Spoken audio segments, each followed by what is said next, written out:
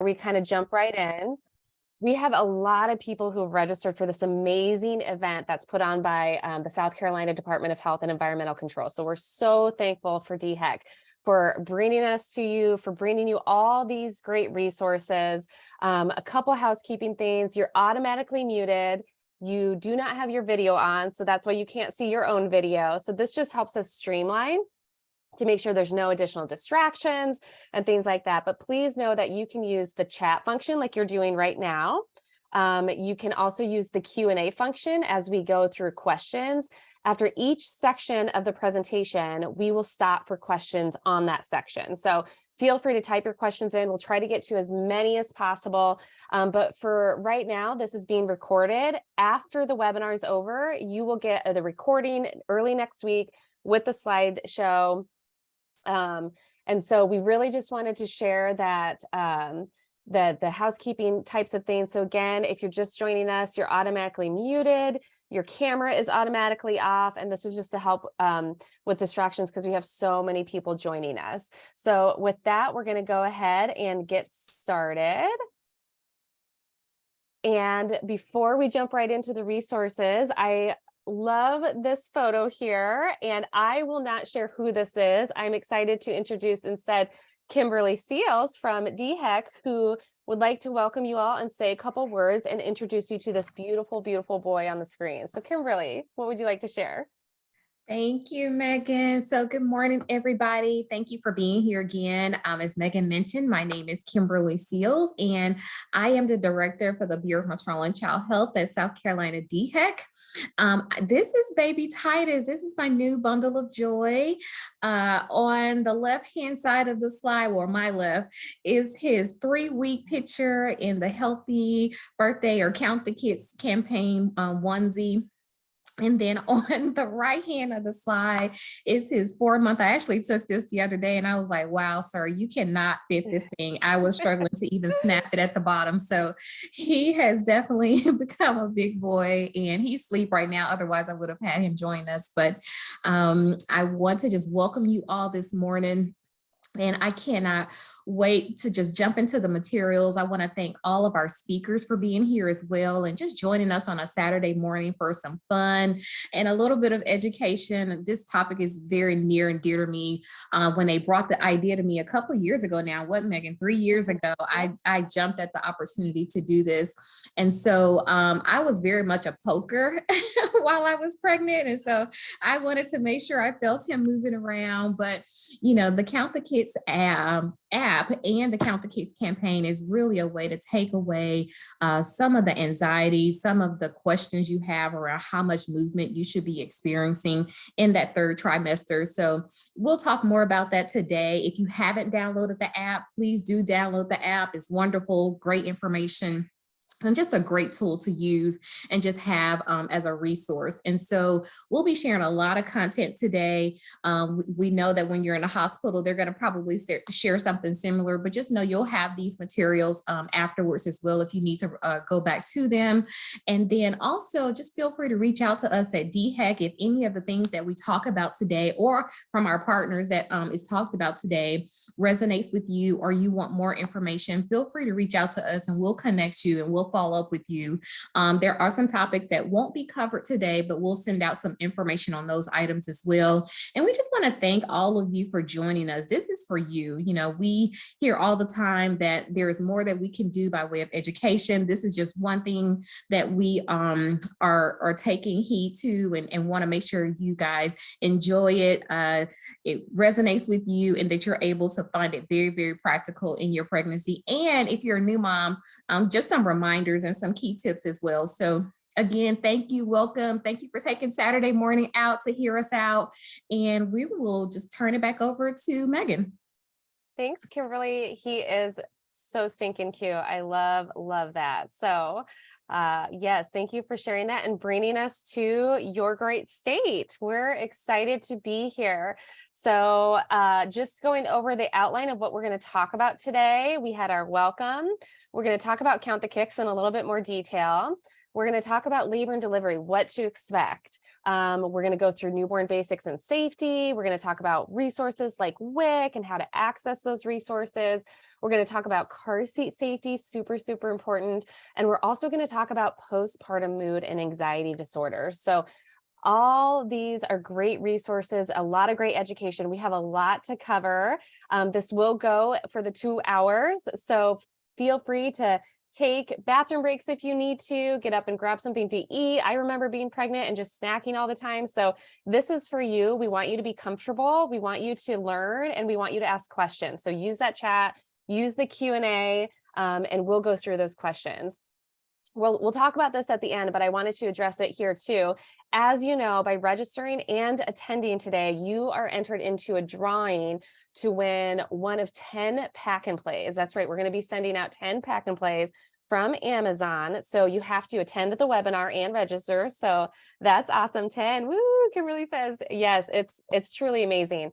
So we're so thankful for this partnership from DHEC to be able to offer you 10 pack and place safe sleep environments, right? So be on the lookout next week for that. You will get notified if you are a winner. So like I said, there'll be a drawing. So we will do the drawing after this because we have to look at who registered and who attended. On top of that, we will be sending out, drum roll please, 75 gift cards to Amazon. So $25 gift cards to Amazon. We'll be sending out 75. So again, we'll do a drawing for that. You have to register and attend. So we're super excited to be able to offer these resources, these great prizes with you, thanks to our partnership with DHEC. Again, we'll talk about this at the end just to clarify a little bit, but just so you know, you'll be getting an email if you're a winner. So we're doing a drawing. So we'd love to offer to everybody. We just have so many people joining us, which is exciting, but 75 gift cards will be given out, and 10 pack and plays. So we'll go over those details again at the end. But for now, we kind of did this at the beginning. So we have a couple icebreakers, and you all are doing great with the chat. Tell us, what trimester are you in? I think a lot of you seem to be in your 3rd trimester. Some might maybe in your 1st with your spring babies. So and this is supposed to be active. So it's awesome that you guys are, look at you. You guys are pros at Zoom, right? Like that's awesome. 3rd, I'm excited for the giveaways. Woohoo, me too. 2nd, 4th, yep. You've had your baby. You're in your 4th trimester. Got it. 3 months postpartum.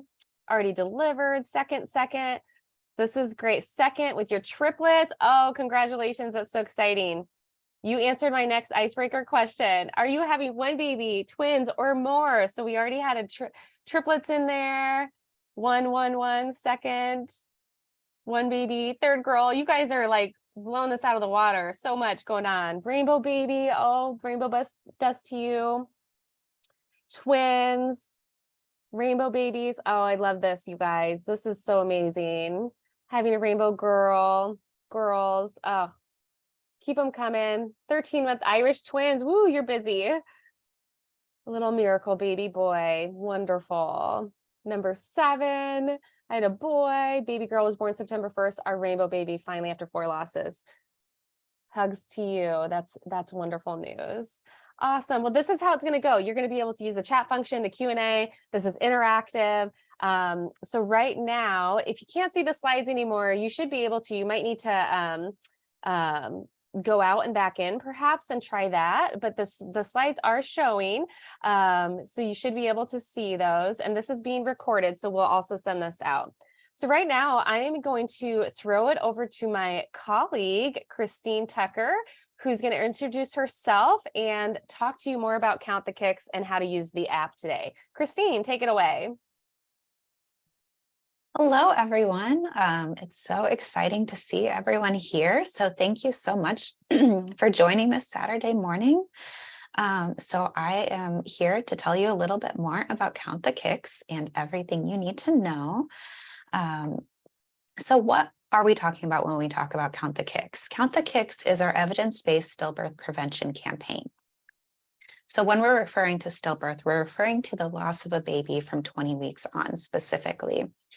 And we know that about 1/3 of stillbirths can be prevented statistically. So Count the Kicks kind of serves as an early warning system for anything that might be wrong with your baby or yourself sometimes. What we're aiming to do is educate expectant parents on the importance of tracking movement in that 3rd trimester. So the way that we do that is we have a great mobile app that's completely free and has no ads or anything, and paper charts as well. So you can count kicks even if you don't have access to technology for a little bit.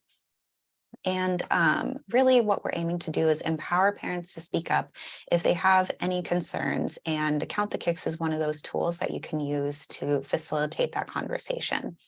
We know that this program works because we've seen it work ourselves. So when this launched in Iowa, over the past 10 years, it's brought down the stillbirth rate in Iowa by 32%. So that's why we've expanded to all of these other states, wanting to bring those rates down everywhere.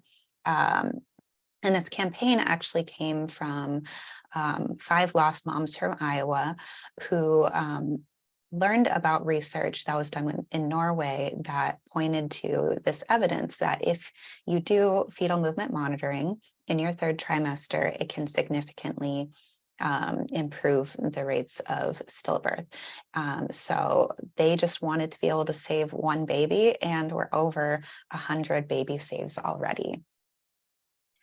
Go to the next slide. Thanks, Megan. So why does movement matter? Movement is just a really important way that your baby is able to communicate with you. So a change in a baby's movement can be that early warning sign and might be the only warning sign that you get. I love to see that you're sitting in bed and snacking, Tarsha, because that is such a vibe when you're pregnant.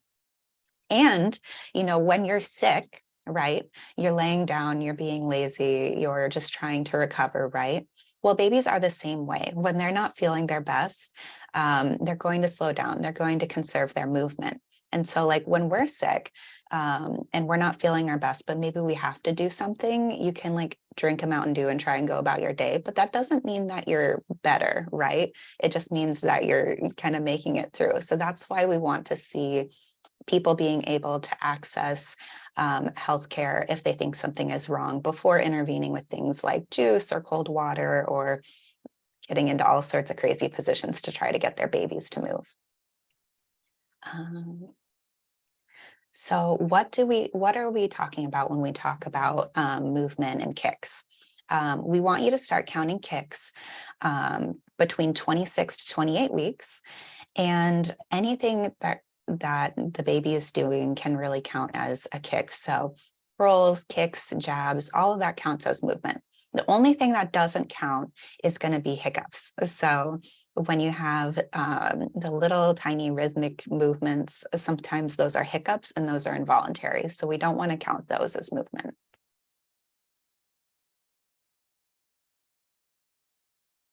So me and Megan are going to work together on some of these myths that we hear a lot. So Megan, if I say my baby is always active, I don't need to count kicks. What do you say to that? I'd say, Christine, that's awesome. A healthy baby is an active baby, but even active babies can experience distress. And so I really want you to continue counting so you get to know it's normal for your baby, and it takes the guesswork out of knowing if your normally active baby has slowed down. Okay, that totally makes sense. Well, what if I say only those experiencing a high-risk pregnancy should worry about paying attention to their baby's movement? I would say we want everybody to be doing this. If you're high risk or not, everybody in the 3rd trimester should be counting their baby's movements, no matter what. Yeah, that makes sense. Okay, well, my doctor told me I should get 10 kicks in 2 hours as a guideline. Yep, and that's a common one. We've heard 10 kicks in 2 hours or 10 kicks in 1 hour. And what I really want to stress here is that research is moving away from this idea, because what we want you to do is get to know what's normal for your baby. So the thought process of getting 10 kicks in 2 hours is kind of outdated. What's really important and what the app will help with is helping you get to know what's normal for your baby so you can know if that has changed and speak up to your provider. Okay. Well, if I have a Doppler device at home, can I monitor my baby's well-being with that? So I know there's apps out there. I know this is something that we all want to hear. We love hearing that when we go to the doctor, right? We love hearing that heartbeat. I always looked forward to it, and I know we love it, but I can't stress this enough that Please do not use a Doppler device unless you're medically trained. It's so easy to accidentally find your heart rate. And plus, heart rate is one of the last things to change when a baby's in distress. So even when you go into the doctor, if you are going in for a change in fetal movement, baby's movement, they're still going to do more than just the Doppler. They're going to do a biophysical. They're going to do an NST. So we really want you to track your baby's movements by using the app or paper kick counting charts. Yes. All right. So what about if my baby stops moving? Should I drink some cold water or eat something sugary to get them moving again? So like Christine stated earlier, we really don't want you to use interventions like that, because it's just like when you and I are sick. When we're sick, we're not running around, we're sitting on the couch, we're laying in bed, we're resting, we're conserving that energy. Same with baby in utero. When baby's in tummy and not feeling good, we don't need to try to force baby to move. If they're not moving like normal and we've been tracking that and we know what their normal is, we should call our provider or go in right away. That makes sense. But like when your baby gets really big, they probably kick less because they don't have as much room, right? Yeah, another common misconception there. I know my grandma always said, "Oh, you're so big, it's gonna pop any day. There's no more room in there," right? I think we've all heard that. And then I had like 3 months left, so that was always nice, right? But it's really important to know that you should still get the same amount of movements in the same amount of time if you've been counting. So you might feel less of those like big body rolls, and it's more of those like jabs. But again, you should still feel those movements at the same amount of time. And Megan, should pregnant people avoid dental care? Great question. We want you to visit the dentist. Keep up with your preventative dentist visits. There's so much going on with oral health and pregnancy. It's so interconnected. So make sure you continue to go every 6 months to your dentist, get checked out, and make sure everything's cool with your mouth. And if you have bleeding gums, talk to your dentist about it. So absolutely keep going to your dentist. They will know what tests they can run while you're pregnant. Great. I'm going to take a minute to talk about our biggest tool, our Count the Kicks app. So our Count the Kicks app is free with no ads or distractions. We're available in 14 languages, and we're almost to 16 now. So soon we'll be adding Portuguese and Hebrew, but we already have Amharic, Arabic, Burmese, Chinese, Dari, English, French, Haitian Creole, Hindi, Marshallese, Russian, Spanish, Swahili, and Vietnamese. We're available on multiple devices, so Apple, Android, as well as Apple smartwatch, and we'll be launching a web counter soon, so you can count on your computer as well. One of the great things about the app is it allows you to restart your session or delete a kick. So say, your other children are running around and they interrupt you and you realize that things have gotten a little off track timing wise with your kick counting, or your cat jumps on you and accidentally presses the kick button. You can fix all of that, no problem. The kick counting app allows you to set a daily reminder. So if you're one that kind of is a little bit forgetful with that pregnancy brain, it's going to remind you every day to count the kicks at a time that works best for you, that you know baby is usually active. Our app tracks kick counting history in a graph. So it's going to show you everything that you've counted and the level of strength. You can kind of see on the side of the slide there, you can see the graphs that you'll be shown on your app after you track. So you'll be able to track the frequency of the kicks and also how long it took you to get there, and then the strength, and also add notes to each session. One of the great things is you can also share that graph with your provider. So you can download all the information from this app. And if you have concerns, you can take that into your doctor and say, hey, like it's showing that it's taking a lot longer to get to 10 than I'd like. What can we do about this? Count the Kicks is available for single babies or twins. And you can track future pregnancies in the same profile. So you don't need to create a new one every time you have a new child. And I always want to stress that when you're using this app, if you get any sort of vibe that something's off with your child, things are taking longer, the strength isn't as strong, even if your provider is closed, we want you to visit the hospital because they're open 24/7 and they're there to serve you. They want to hear from you if something seems off. And the risk of not speaking up greatly outweighs any risk of going to the hospital and having them say, oh, you're silly, everything's fine.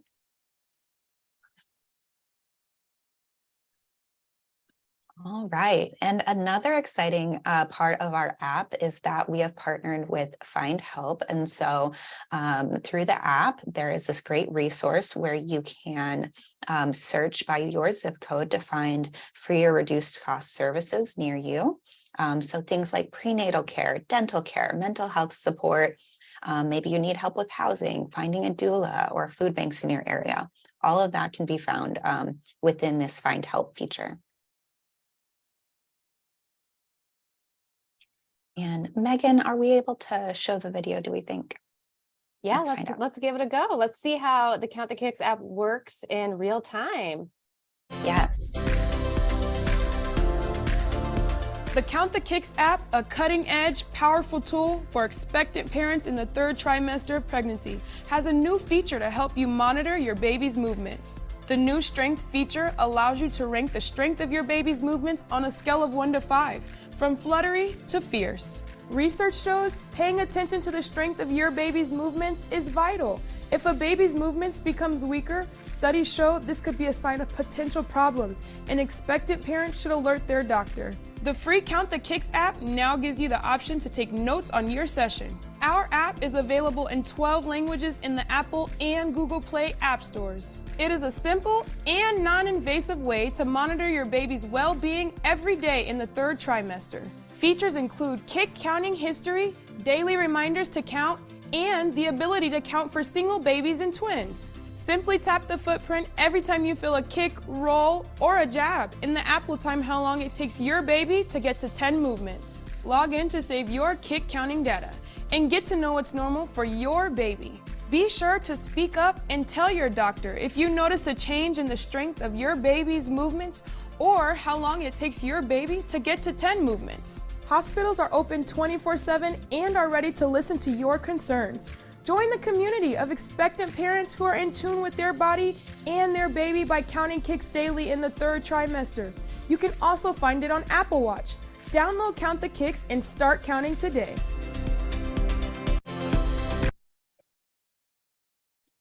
All right. And we're just going to go ahead and wrap up our presentation by sharing with you a real life impact that was had with Count the Kicks in your state. So this is Baby Save Olivia.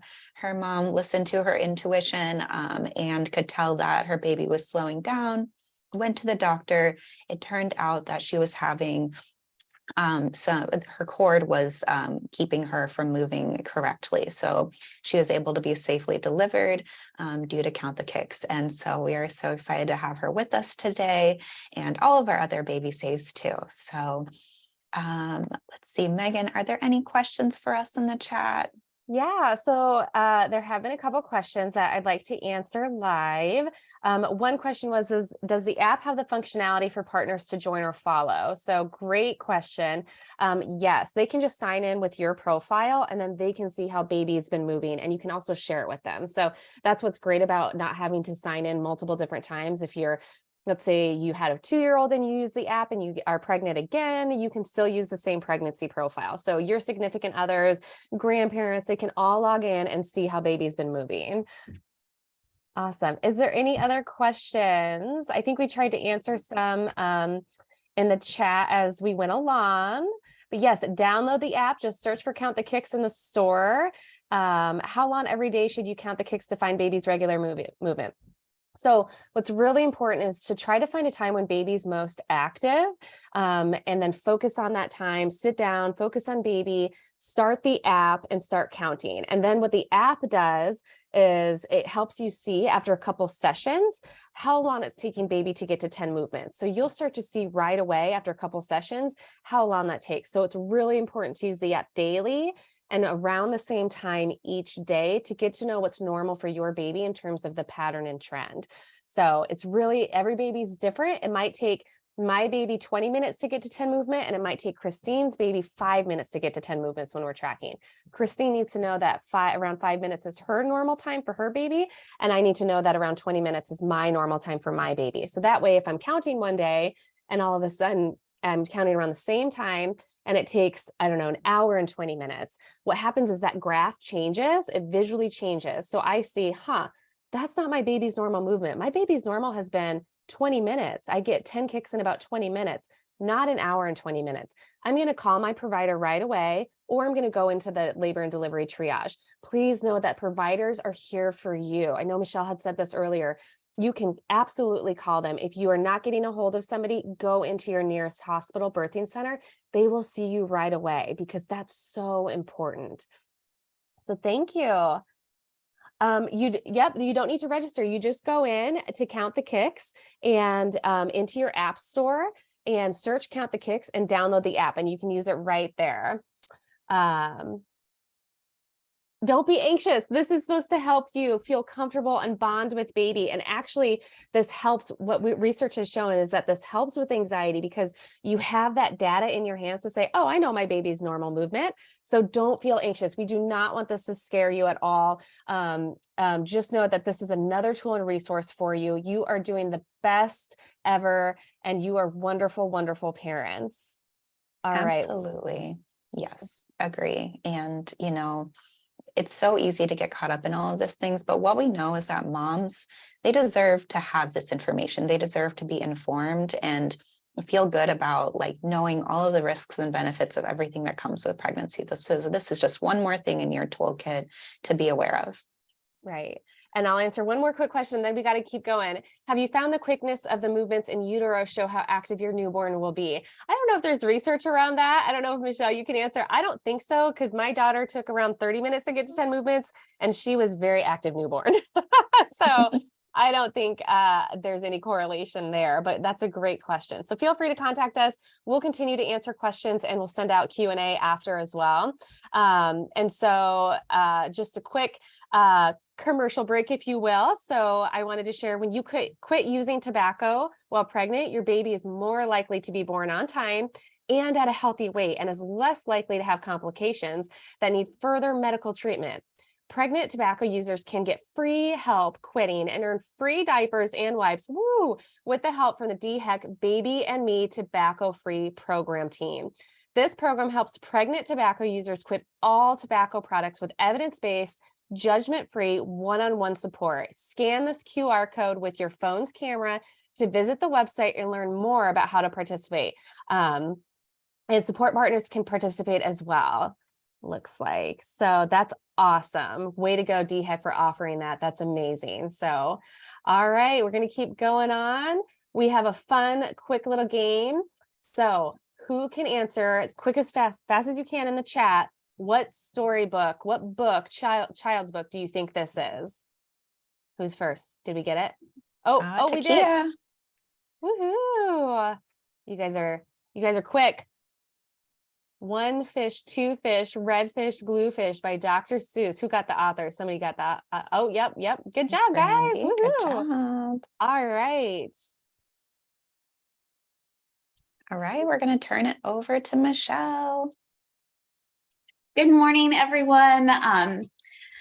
I could talk about labor and delivery, postpartum all day long, but I've only been given a short amount of time, so we're going to try to get through a lot of information. Please put your questions in the chat, and I will try to answer as many as I can. And we already kind of discussed that. So next slide. I guess I should tell you, I am currently the OB outreach educator for Prisma Health Richland. At the Midlands Regional Perinatal Center. My background is labor and delivery, high-risk antepartum, and postpartum. So you guys are prepping for your big day, and you can just advance the slide. And thinking about pregnancy, you have gone from this little teeny tiny embryo all the way to making it through those full 40 weeks for your baby. Next slide. And there's just so much to be thinking about. But one thing that I did want to just highlight for you guys is when we, from the labor and delivery and obstetric side of looking at pregnancy, we look at your gestational age. So I just wanted to mention quickly that we consider that early term baby to be between 37 and 0 and 38 and 6/7 weeks. Full-term babies are considered from 39 weeks to really 41 weeks. That late and post-term babies are anything after 40 weeks. And that's important because that placenta that is supporting your baby as your baby is growing starts to get a little bit aged after we get past that 40 weeks. So your doctor is going to be really careful in watching your baby really closely as you get closer to that due date. We also do want to just kind of talk briefly about preterm birth. So I saw some people have had complications with their pregnancies, and preterm birth is a big issue in South Carolina. So we consider an early preterm baby to be anything before 34 weeks. A late preterm baby is in that 34 to 37 weeks. So we're still not fully developed. And there's a lot of growth that happens between that 34 to 40 weeks when we talk about baby development. If there's a complication though, or you start getting sick with one of those other things in pregnancy like preeclampsia or something like that, then we might have to deliver you early. The important thing is that we want to be able to be very aware of what's going on with you and your baby and that overall fetal growth and development. So I just wanted to mention that briefly. Next slide. So a lot of people have asked, how do I know when labor starts? And so when we really get into like the definition of what labor is, definition is the process of labor is the process by which that baby comes out of your uterus. And so in order to get that, we really need to have regular, effective contractions that cause, number one, our cervix to dilate, and number two, for that cervix to efface. So when we talk about dilation, that dilation is how big that cervix gets, and we want to get to full 10 centimeters. And then effacement is the thickness of that cervix. So your doctor will give you those measurements as you get closer to your due date. We can go on to the next slide. So we have different stages of labor. The first stage of labor is where you really start contracting. It's a very long period. You could be in that first stage of labor for 24 to 72 or longer, because that's where you don't really have super regular contractions in that early first latent stage of labor. So as those contractions begin to get more regular, so that you're timing them and they're more like, oh, they're every 5 minutes and now they're every 4 minutes, they're going to get closer and closer together and they're going to get stronger. So how do we define what is that true contraction? Some women will describe kind of those early contractions as like when you have really bad cramps with your period is a good way to kind of talk about that. And you'll feel that tightening of your uterus. What we say is a true contraction and truly in labor is when I get that additional cervical change. So I may be in my third trimester, my late third trimester, and I'm feeling contractions all the time, but my cervix isn't changing. That means I'm not in labor yet.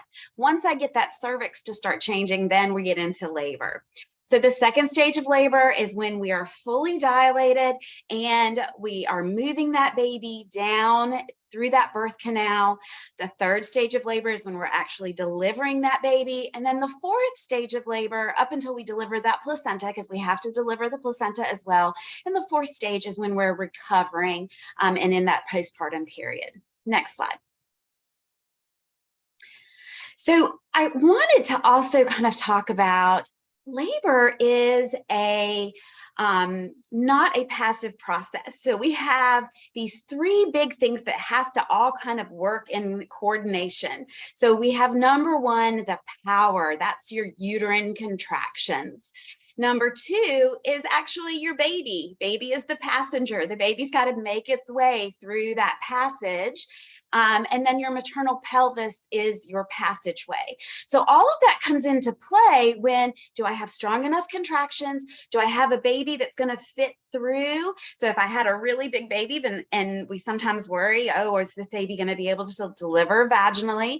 And that does have something to do with your pelvis. So that's something that your doctor is going to talk to you about as you go through labor. And if they don't bring it up and you have questions about it, then 100% make a list. And when you go to your doctor, ask those questions. Next slide, please. So I did just want to mention, for those of you that aren't sure about what we mean by 10 centimeters dilated. So I threw a little picture of a ruler.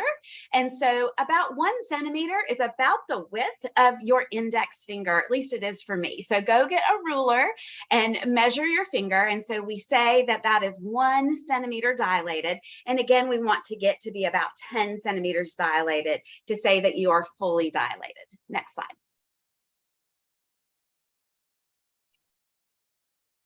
So some early signs of labor that we can see are what we call lightening. So lightening is that sensation that you feel like the baby has dropped down a little lower. Some people will say that the baby has dropped, and it's lighter because all of a sudden you have a little bit more room for your diaphragm to work.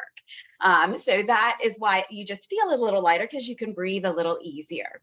Then we look at the loss of your mucus plug. The mucus plug just is inside that cervix, when that cervix is nice and closed, and helps to kind of prevent bacteria and an infection to get into the uterus while you're pregnant. So as that cervix starts to dilate early in pregnancy, some women will notice that they have a little bit more mucousy discharge. Sometimes it's maybe a little bloody, a little pink, but that's totally normal to have that change when you get into that early stage of labor. We also say that an early sign of labor would be when your water breaks, so that rupture of membranes. So some people may say that they feel like a little pop.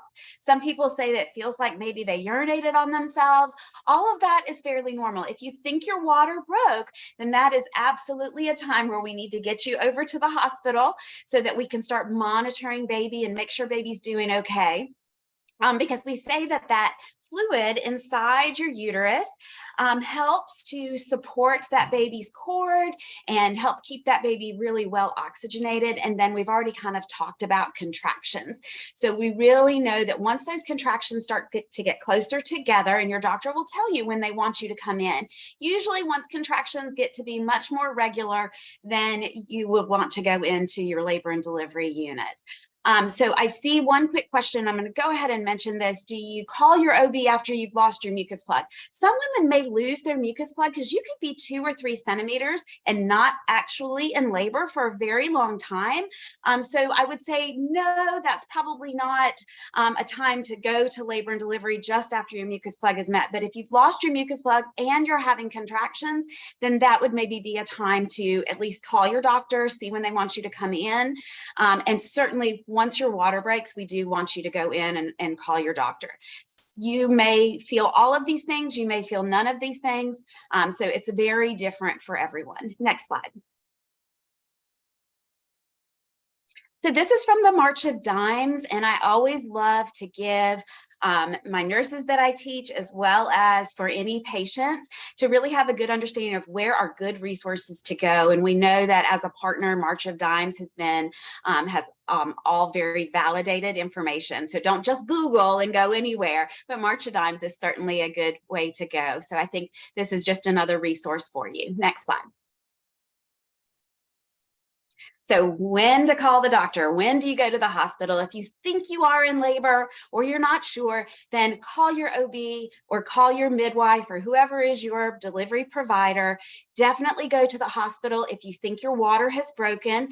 And even if you're not having contractions, but your water is broken, we want you to go to the hospital. If you have vaginal bleeding that is coming from the vagina, we want you to go to the hospital because we want to make sure that you don't have some other complication inflammation happening. Also, if you have any constant or severe pain with no relief in between contractions, because again, we want to make sure you and your baby are doing well. And then last but not least, we've already talked about this, if you feel that your baby is moving less, go to the hospital. As a former L&D nurse, we were never upset to say, we're going to put that baby and you on the monitor, and so happy to be able to send you back home rather than you sitting at home and worrying, and then maybe you did have something going on with the baby that we didn't get checked out in time. So that is very, very important. Next slide. So how do we monitor that baby when we're in labor and delivery? So when you show up, you're going to have a variety of systems, and every doctor is a little different, and it depends on how well your baby is tracing. But we start out on your far left side of your screen. You can see our external monitoring methods, where you're going to have those monitors placed on your abdomen with those little belts. Sometimes we actually need to do better, more direct tracing for the baby, so they can put a little scalp electrode on the baby's scalp, and they can put this little pressure monitoring device that goes inside your uterus. Neither of those are going to hurt your baby or harm your baby, but that gives us a little bit more scientific information about what's going on with how your baby and those contractions are happening. And then you can see on the far right, we have some of these newer systems. Not all hospitals are going to have these, but these are what we call our wireless patch system. So you get these little electrodes attached to your belly. So you may have any or all of these as ways that you're going to have your baby monitored. Next slide. So you can just go ahead and advance those. We'll just go ahead and put those up there. Thank you. So when we're talking about measuring your contractions, we're going to talk about the frequency of your contractions. That's how often those contractions are occurring. And we measure that in minutes from the beginning of one contraction to the beginning of the next. So this is going to be a great way for you, if you think you're starting to go into labor, start timing how often those contractions are occurring. In labor and delivery, we're also interested in how long those contractions last. So we're going to measure that from the beginning to the end of the contraction. The intensity of the contraction is how strong that contraction is. From your nurses and doctors, we're going to measure that either if we have that little catheter that's inside, that intrauterine pressure catheter, we're actually going to be able to see in a measurement called millimeters of mercury how much pressure is inside your uterus. But most of the time, we're just using our external devices, and that means our hands. So when we talk about how strong your contraction is, we measure it as mild, moderate, and strong. So since I have my camera on and nobody else does, nobody else is going to see you do this, but I want you to take your finger and squish your nose. So when you squish your nose, and you're feeling your contraction, that top of your fundus, the top of your uterus, and you feel like it's squishy, like your nose is squishy, we call that a mild contraction. Now go to your chin. So now there's a little more firmness there. And so when we press on our belly, when we're having a contraction, it feels like the way we squish on our chin, that's going to be a moderate contraction. And now go to your forehead. When you push on your forehead, you can't indent it at all. And so that's what we would consider a strong contraction, when we are palpating the top of your uterus. So how strong that contraction is. And then we also want to be able to feel how relaxed that contractions are in between contractions, how soft that uterus is, because that really helps us know that that baby is getting that rest break and getting really good blood flow in between contractions. Next slide. So when you're being monitored, your baby is being monitored, you're going to see this on the screen that's next to you. And so the top line is your baby's heart rate, and that bottom line is what we see as that uterine activity. And you can ask your labor and delivery nurse all the questions that you want about what that baby is telling us. This is an example of a very happy and healthy baby that's in utero right now, but we're not actually picking up very many contractions. So maybe I didn't pick such a great example, but this one shows us a very happy baby. Next slide. So what if you need a C-section? So there are reasons why some women have to have C-sections. Sometimes it's because of mama's health, and sometimes it's because of baby's health. And so your care team is going to be watching very, very closely, both you and your baby, because if we have to go to a C-section, then we're going to do it as safely as we possibly can. Just remember that no matter how your baby is born, whether it's vaginally or by C-section, you are still going to be an amazing, wonderful mama. But I did want to just tell you that sometimes the skin incisions can be different and the uterine incision can be different than what you see on your skin. So this is an example you can see in the middle of the skin incisions. Most women are going to have that bikini line incision that you can see at the very bottom that's called a phenensteel incision. That is that low bikini line incision. The next most common one that you're going to see is the midline incision. So some of that depends on how early you are. It also depends on the size of the uterus, the position of baby. There's a lot of things that go into that decision, and your doctor is going to talk to you about that. Next is your uterine incisions. And so I gave you a picture of what those incisions actually look like. And yes, that's what a pregnant uterus looks like. So that classical incision is where we go straight down in a vertical line, and that will affect how you have future babies. But sometimes, let's say you're very early, say 24, 25 weeks, the size of that uterus, we wouldn't be able to necessarily deliver the baby in a safe way by doing that low transverse incision, which is what most people have in term deliveries. And that how you have that incision may also affect your future delivery. So if you've had a classical incision where they're going vertically down that uterine muscle because the strength of the muscle is at the top of the uterus, that would be where we're going to have repeat C-sections for your future deliveries, because we don't want to interrupt that scar at all with contractions happening. So if you've got more questions about that, I will answer that. That's a whole presentation for all day just in itself. So since I'm watching my time, I'm trying to very carefully. We'll go on to the next slide. Pain relief in labor, and you always think of that classically like mom that's hurting and screaming and a little bit out of control. And so we do want to think about what are the different options and be prepared for that. So we have our non-pharmacologic methods. That's relaxation, that's guided imagery, that's using lavender and essential oils, massage, all of those different things, versus the pain medicines that you might get. So you might get medicine through an IV, you might get an epidural. If you're having a C-section, that's a planned C-section, they may give you a spinal. So that is kind of different options. And so you do also want to talk to your provider about the options that you have at your hospital for what your pain management is going to look like. Next slide, please. Your fourth trimester is that recovery from delivery. And I just want to mention that it is so important for you to take care of yourself. I know you have a tiny human that you're now taking care of, and most people are like, I'm so freaked out about keeping this baby alive and fed. But there's changes that are happening to your body, and we want to respect that, and we want to be aware of that. So you have lots of physical changes that are happening. You have lots of social changes. You went from being a mom, from not being a mom to being a mom, to being a mom of one, to being a mom of two, being a mom of three if you have triplets, and any other children that you have. So there's a big social adaptation that happens there, as well as that psychological change that's happening. And so we're going to get some great information later on about postpartum blues and postpartum depression. Next slide. So I always just like to remind you that all of your body systems have to adapt during pregnancy.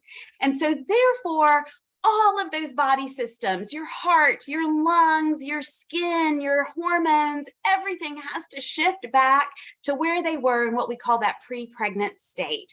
They don't all go back exactly the same, but for the most part, we should have that return to normal adaptation and normal physiology.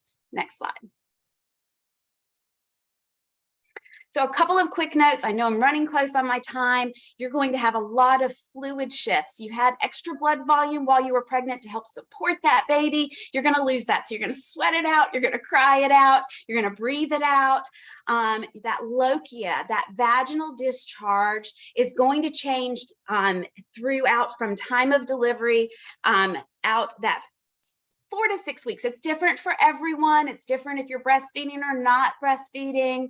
So that lochial discharge is going to change from what you have maybe like a really heavy period to something very light where it's much more like spotting, and the color will change from kind of a dark red to a much lighter, almost white yellowish kind of discharge that you can have. I'm not going to get into the psychological, emotional parts. Breast changes, very, very important to pay attention to what's normal and not normal for how those breasts change when you're breastfeeding versus if you're bottle feeding. Either way, we say feed your baby. And so that is fine in either way. And I already talked about some of those other physiologic changes. So we'll go on to the next slide.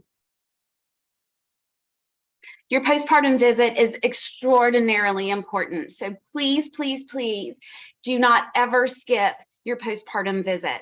The physiologic changes that you are going through are massive. You just grew a baby, birthed a baby, and we have to get all of your body systems back to kind of that pre-pregnancy level. So it's so, so important. And what I wanted to highlight, if you've had babies in the past, I know somebody said they've got a couple of teenagers, we've kind of changed the way the postpartum world looks.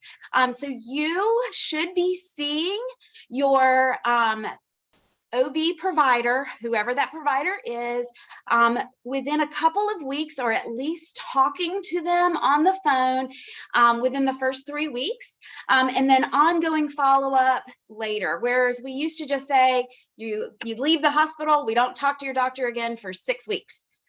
So that has changed. And if you have blood pressure issues or you're having some issues emotionally and psychologically, then we're going to bring you back much, much quicker. So we want to make sure that everything is going well. So I just want to make sure that you do not skip. I know you're not going to skip your baby's follow-up visits, but we don't want you to skip your doctor's visits in that postpartum period. Next slide. And I know my time's running out. This is from ACOG, and ACOG is what all of our OBGYNs use as their resource, and this is a patient resource. And I would encourage you to go to ACOG.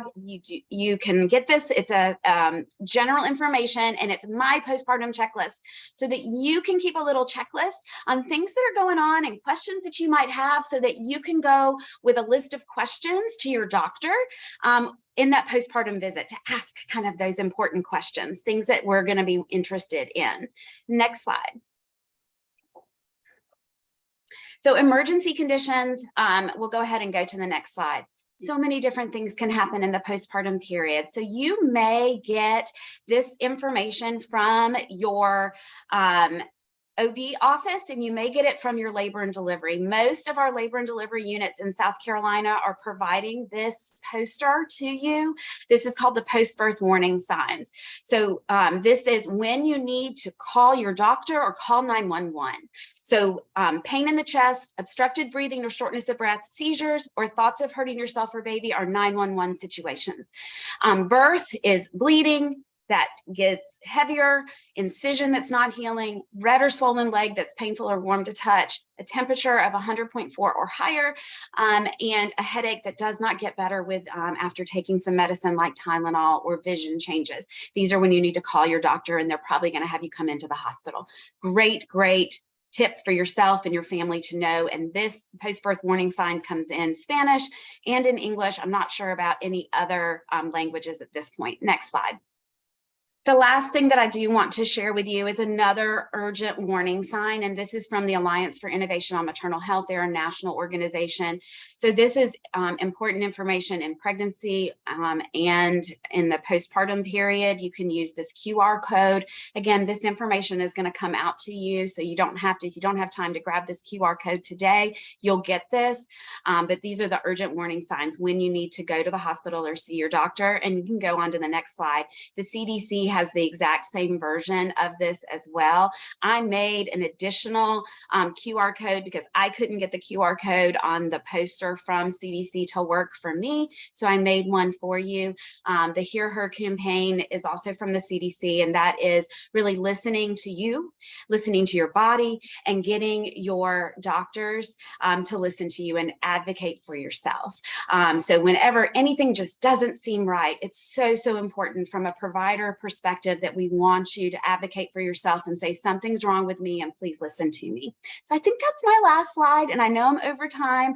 I'll look at the chat and questions, but thank you for your time, and much luck and best wishes for you as you have your baby. And for those of you that are postpartum, hang in there. Enjoy all those sweet baby snuggles, because before you know it, they're all going to be teenagers and they don't like to snuggle with you quite as much anymore. Thanks, Michelle. I do have a couple questions that I think we can ask, and it's okay if we're over just a little bit. This is such great information, and yes, if we don't get to your question, know that we will answer them on a document and send that out to everybody. But I would like to know, do you only know if the cervix is changing visually, or are there other ways? So most of the time, so they can do an ultrasound to look at those cervical changes, but it is a cervical exam. So it is your provider will do a vaginal exam and feel for what that cervix looks like and feels like. So it's a little bit, what we say, subjective, because everybody might measure things just a little bit differently. But again, if you remember that 1 centimeter, 2 centimeters, 2 to 3 centimeters, 4, until we get to that 10 centimeters. I hope everybody can see my camera, because I'm making all kinds of crazy pictures out of my hands. How does that work? But it does. The babies come out. I know it's not a visual. We're not going to always look at it. Now, if you are ruptured, your water broke early, they're going to do a speculum exam, and they are going to look, they'll use lights, and they're going to look and try to eyeball it and make a guess for how big they think that cervix is. Perfect. So hopefully that answered. Yeah. So do moms have to stay out for 4 weeks or 6 weeks, or does it depend on the doctor? It depends on the doctor. It depends on mom and what's going on with her. Sometimes your postpartum coverage for maybe your insurance, how much time you get off after having your baby, if you're working, is different. So we consider, truly that initial first 6 weeks is where it takes most of your body systems to get back to pre-pregnancy state. We consider 1 year post-delivery to be that full postpartum period. It took you 9 months to grow that baby. It's going to take you about that time for everything to kind of be completely back to that non-pregnant state. So your provider will tell you when they want to see you. And as far as going back to work, that's going to be very, very different. That's a very individualized component of discussion. So if you're concerned about that, you might want to talk to your provider about that, and also talk to your employer about what kind of options are available to you. Great. And one last question, and then there's some in the chat that maybe you could answer, but and this is probably open-ended a little bit, and it's dependent on everybody, right? It's a little different. It says, can you explain what it feels like to give birth? That is very different. And I will be honest with you, I have been a labor and delivery nurse. I do a ton of education, but I had all 3 C-sections. So from what I can tell you, when your uterus is contracting, if you do not have an epidural in, you are going to feel those contractions. And most women will say they feel that descent of that baby as that baby is coming down the birth canal. The body is amazing and miraculous and adjusts to be able to deliver your baby. So you will, a lot of times, even with an epidural, a lot of women will start to feel a lot of pressure as that baby's head really comes down really low into that birth canal. And then your provider is going to kind of coach you on how to push, positioning for pushing. But as far as how it feels, it's so different for so many different people. And you see on TV and in the movies, women screaming and out of control. But it does not have to be that way. So I would definitely recommend getting into a childbirth class, getting involved, learning, really how your body is going to change and adapt for that. I see some people says it really feels like you have to poop. That's a really great, you may have your labor and delivery nurses kind of tell you that, like, do you feel like you really have to go to the bathroom? You have all of that pressure in your bottom. Yeah. So Yeah, the best I can do for I this. know. I agree. I've had 3 all vaginal, 2 with epidurals and 1 without. And even with the epidural, I could really feel Mhm. when it was time to push, which was but no pain. So that was kind of neat. And then my third just literally like popped out, and it felt Like, like I had to came go to the on. bathroom. Yep. I was like, oh, Yep. so it is different. I think, yes, feel free to find some classes and ask friends, ask others, because it is different for everybody. So it'll be interesting to hear your own birth story when that happens. So thank you Yeah, so much, Michelle. There's a lot of great yeah, comments in here in the chat. So you did amazing. I love it. Thank you. great. Perfect. All right. This is just Yes. yeah, go ahead, Christine. Oh, yes. We have a quick little commercial break from DHEC here. Oh, you know what? I'm so sorry. For some reason, I'm not seeing that slide in my copy. Oh, that's okay. It's this is a care line that you can call if you're pregnant, planning family, new parent. 1-855-472-3432. Kimberly and Elizabeth on the call today. Can you let people know, is that 24/7 or is that during the work week? No, it's not 24/7. It's primarily during the work week, but it will allow you to have access to not only these services, but other services that DHEC may offer. It's a good contact number if you need to schedule an appointment with one of our local health departments, immunizations, other services that, again, may be offered by DHEC. You can go to the care line and we'll get you connected. Oh, awesome. That's a great resource. A lot of great resources. All right. How fast are you? What is this book? Who knows? Based on the emojis. Super easy. You guys are super, super fast. Who's the author? Who's the author? Yeah, same as the old one. So there you go. All right. Yes, Next we're going to up. go ahead and turn it over. I believe Janet is going to take us through baby basics and newborn care. Yes, hello and good morning to everyone.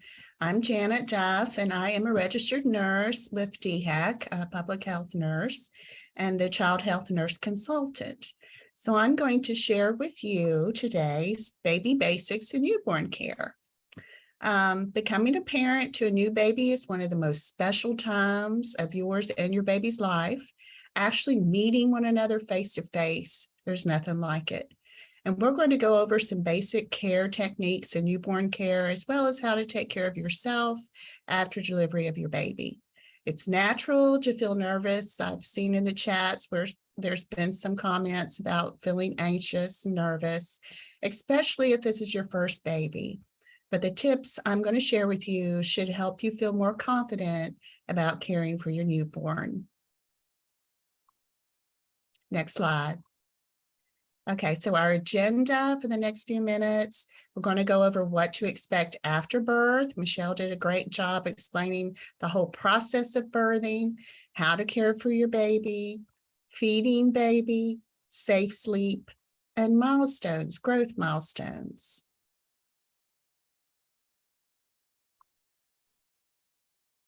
So baby's here, what now?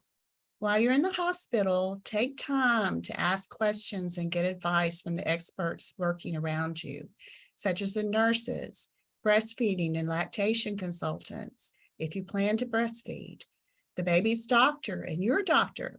There are programs and services you can ask your doctor or nurse to refer you to for after you go home.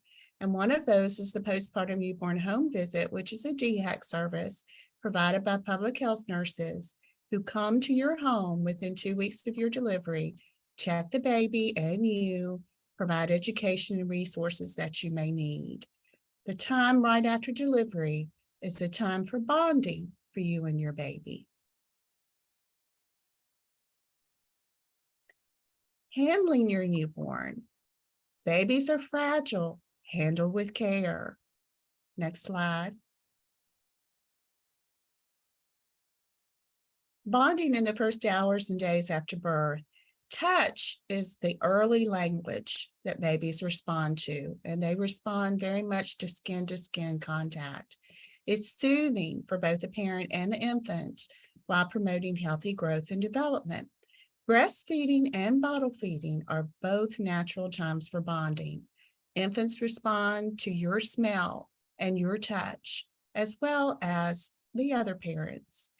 Talking, nurturing, touching, singing to the baby are important for development. So use a variety of stimulation when the baby's awake, such as faces. You'll see that the baby loves your face, but also pictures of faces and colorful shapes. Soft music, bird sounds, gentle voices, various textures like soft, fuzzy, satiny, cuddly, warm water are all soothing to the baby. And smell. The baby knows your smell very well, but also mild fragrances, cooking smells, flowers. And moderation is best. Be careful not to overstimulate your baby. Some newborns need more stimulation than others, but some may feel overwhelmed when there's too much and may learn to tune out what's going on around them or become irritable. You'll get to know that as you get to know your baby. Shortly after your baby's born, the hospital is going to perform routine newborn screening tests by using the heel prick method. In South Carolina, over 54 genetic and metabolic conditions are screened for, and your baby will also have a hearing test soon after they're born.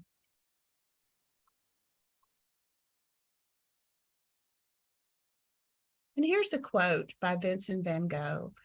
"I think that I see something deeper, more infinite, more eternal than the ocean in the expression of the eyes of a little baby when it wakes in the morning and coos or laughs because it sees the sun shining on its cradle."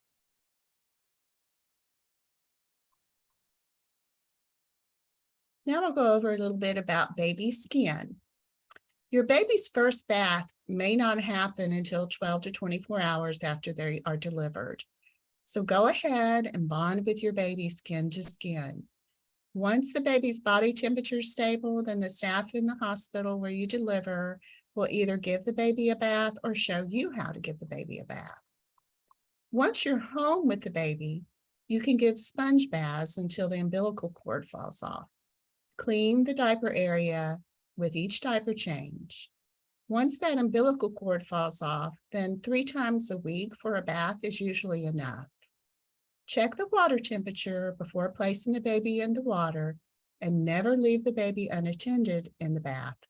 An infant can drown in as little as 1 inch of water. Bathe from clean to dirty, start with the face, and don't use soap on the baby's face. Lotions and creams aren't necessary, and some of them may cause irritation. Newborn skin may peel and flake for up to 3 to 4 months after birth, so don't be alarmed with that. And certain rashes are common during the newborn period, but if you are in doubt, ask your doctor. If you have a boy and your baby is circumcised prior to leaving the hospital, you can expect that there'll be a small amount of bleeding and a light Vaseline dressing will be applied to prevent the area from sticking to the baby's diaper. The tip of the penis may look red for the first few days, and you may notice a yellow secretion. Both mean that the area is healing normally. The redness and secretion disappear gradually within a week, so clean the glands of the penis using only clear, warm water. Contact your newborn's doctor if there's any other drainage, redness, swelling, or if you notice a foul odor.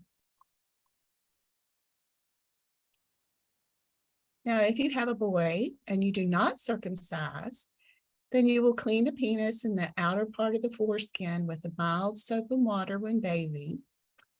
No cleansing of the penis with cotton swabs or antiseptics is necessary. Initially, the foreskin is connected to the glands or head of the penis, so you shouldn't try to retract it. The doctor will tell you when the foreskin has separated and can be retracted safely. And this will not be for several months or even years, and you should never force the foreskin to retract. If you force it to retract before it's ready, you could cause painful bleeding and tears in the skin. So if you notice any redness or swelling around the glands of the penis, be sure and contact your baby's doctor. Now, the umbilical cord usually dries and falls off within 1 to 3 weeks.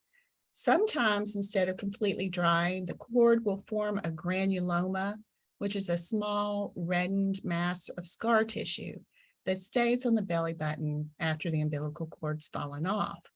So this granuloma will drain a light yellowish fluid, and it usually goes away in about a week. So keep the umbilical cord clean and dry. When it falls off, you may see a few drops of blood or a little skin irritation. That's normal. Sponge bathe the baby rather than tub bathing until the cord has fallen off and the umbilical granuloma has healed. Dress the baby in a diaper and loose-fitting outfit that does not pull on the umbilical cord until the cord falls off. Tight outfits can pull and tear that cord. You can fold the diaper so the top of the diaper is below the umbilical cord.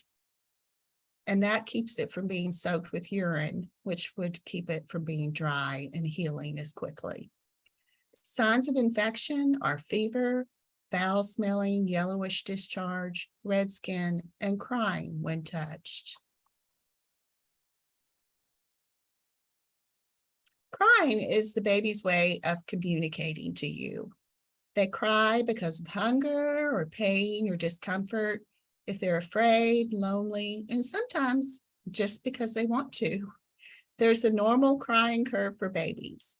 Crying begins to increase when they're about 2 to 3 weeks of age and peaks around 6 to 8 weeks of age, and then it starts to taper off. So crying up to 3 hours a day is within a normal range. What you do when the baby cries, rule out any physical causes of discomfort, check the diaper, make sure they're not hungry or feed if they're due for a feeding, hold them, rock them as often as needed. That's the exact right approach. Colic is hard, and that it sometimes happens with babies.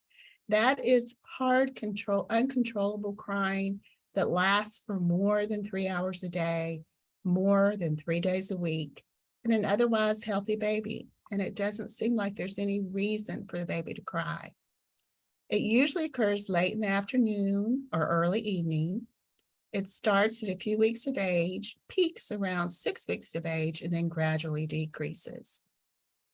There are numerous possible causes, but none that have been consistently documented.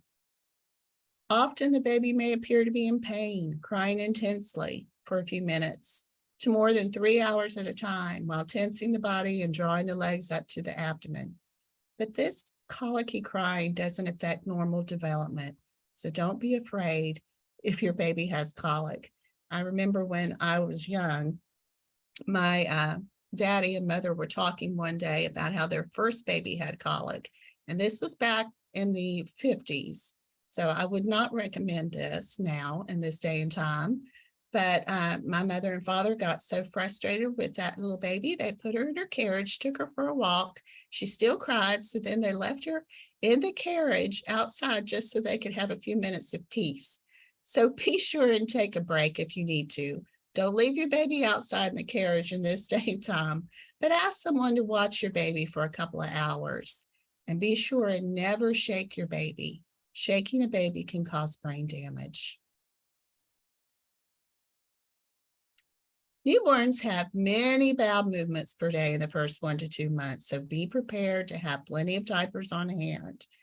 By 3 to 6 weeks of age, breastfed babies usually have only one bowel movement, or sometimes only have one bowel movement a week, but sometimes often it's one a day. If you notice that your baby is breastfed and is not having a bowel movement every day, don't worry unless they're showing discomfort. Infrequent bowel movements are not a sign of constipation and shouldn't be considered a problem as long as the bowel movement is soft and the baby is otherwise normal, gaining weight, and nursing regularly. In the newborn bowel movements, they may be watery and explosive in nature. Color is usually tan or yellow. Green stools at first are not unusual either and shouldn't cause alarm. If the baby is given supplemental iron, the bowel movement may actually turn a dark brown. Keep supplies close at hand for diaper changes, and keep in mind, baby may pee as soon as you expose them to air. So be prepared for that. Wipe from front to back when you change the diaper and clean the baby. Clothing is easier for putting on and removing if it's loose fitting, has snaps or zips down the front, is stretchy, but be sure no ribbons or strings are on the clothing. If you've decided to breastfeed your baby, be sure and inform your OB doctor and your pediatrician ahead of time. You will want to breastfeed within an hour or so of giving birth to take advantage of your baby's sucking instinct. When placed in skin-to-skin contact with the mother at birth, the alert, healthy infant's capable of latching onto the breast without specific assistance. Infants who are placed on their mother's stomach after birth and who attach to the breast within an hour have more successful breastfeeding experiences than infants who do not attach early on. Milk letdown also occurs earlier in mothers who breastfeed their infants soon after birth. In fact, babies who nurse early after delivery are more likely to still be breastfeeding at 2 to 4 months of age. So immediate breastfeeding starts the process of establishing your future milk supply and helps your uterus contract and return to its pre-pregnancy state. Your newborn may not instantly know what to do, so don't get discouraged if your first attempt or first attempts are not real successful. Just continue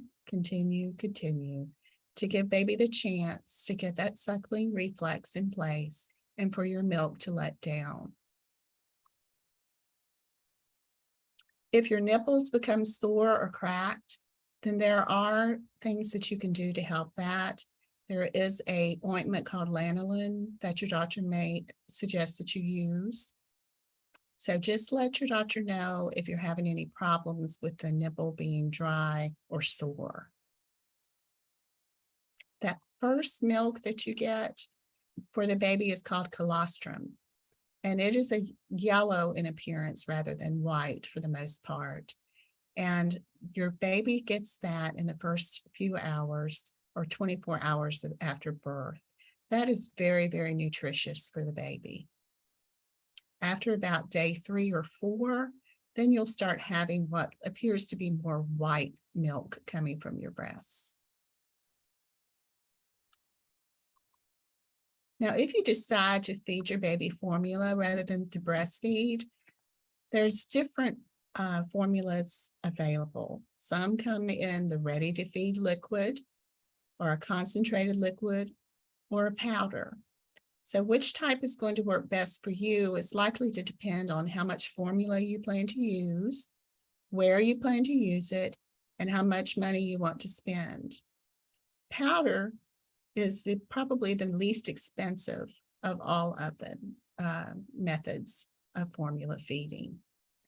The simple concept with powder is you add powder to pre-measured water and shake it a lot to get it mixed.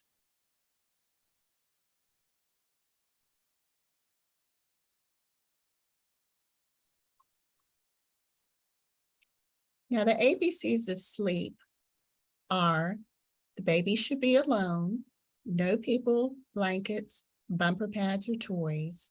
Share a room with the baby, but not a bed. Baby should be laid down to sleep on their back.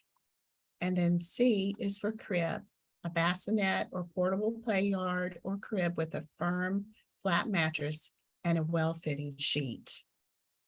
And I wanted to share a video with you on safe sleep. If you could play that, please. Yeah, give me 1 second here. Can you see it? Yes. Okay. Let me just get this.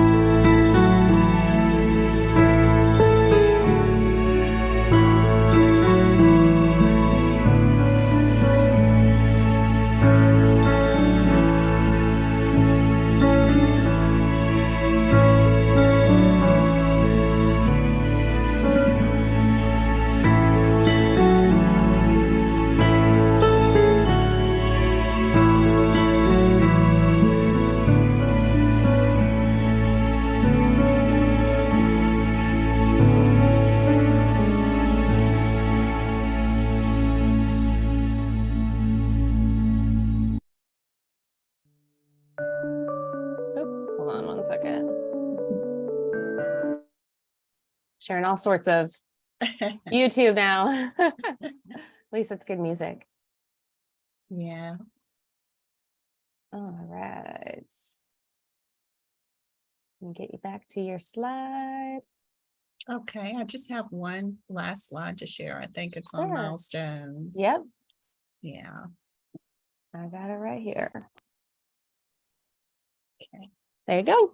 Thank you. Skills such as taking a first step or smiling for the first time, waving bye-bye, are all called developmental milestones. So children reach these milestones in play, how they learn, speak, act, and move. From birth to 5 years, your child should reach milestones in how they play, learn, speak, act, and move. And you can track your child's development and act early if you have a concern with the CDC Milestone Tracker app. And I did provide it on this slide, and we can also put it in the chat box for you as well, that you can download. And there's additional information on specific ages and checklists that you can get on the CDC website as well. Perfect. Thank you so much. We do have some questions in the chat, but due to time, I'm wondering if you could answer the Q&A by typing your answer, Janet, if you'd be Yes, able I'll to be do that. glad to. Okay, Yes. great. We'll continue going on then. This is great information.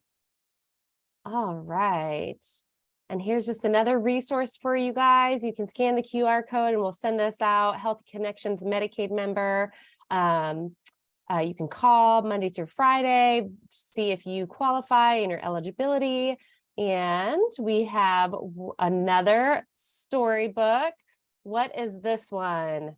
Super easy, but it's a different author. So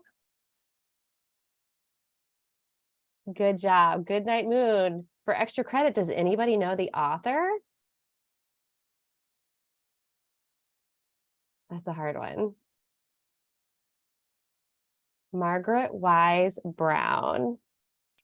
And Christine, I think we're going to come back to WIC, right? Are we going Right. to go, okay, tell me where we're going.